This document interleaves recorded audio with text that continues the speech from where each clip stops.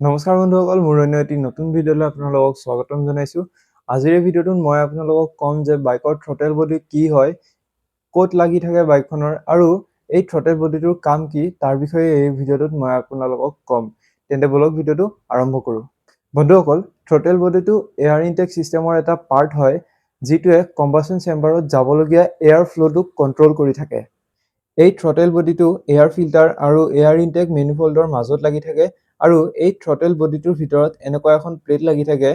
এই থ্ৰটেল প্লেটখনৰ মাজত এটা শ্বাফ্ট লাগি থাকে আৰু এই শ্বাফ্ট কেইটাৰ ওচৰতে থ্ৰটেল প্লেটখন অপেন আৰু ক্ল'জ হৈ থাকে।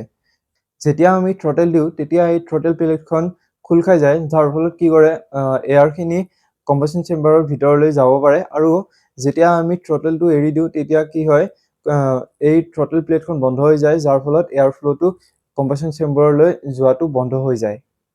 ইয়াৰ লগতে থ্ৰটেল বডিত থ্ৰটেল পজিশ্যন চেঞ্চৰ এটা লাগি থাকে, যিটোৱে থ্ৰটেল প্লেটখনৰ পজিশ্যন, থ্ৰটেল প্লেটখন খোল খাই আছে নে বন্ধ হৈ আছে, থ্ৰটেল পজিশ্যনখন যদি খোলা হৈ আছে কিমান খোলা হৈ আছে, সেই গোটেইবোৰ ডাটা চেঞ্জ কৰি থাকে আৰু এই থ্ৰটেল বডিটোত কিমান কি হৈ আছে এই গোটেইবোৰ ডাটা থ্ৰটেল পজিশ্যন চেঞ্চৰে চেঞ্জ কৰি লৈ পেলাই ECU-লৈ প্ৰেৰণ কৰে।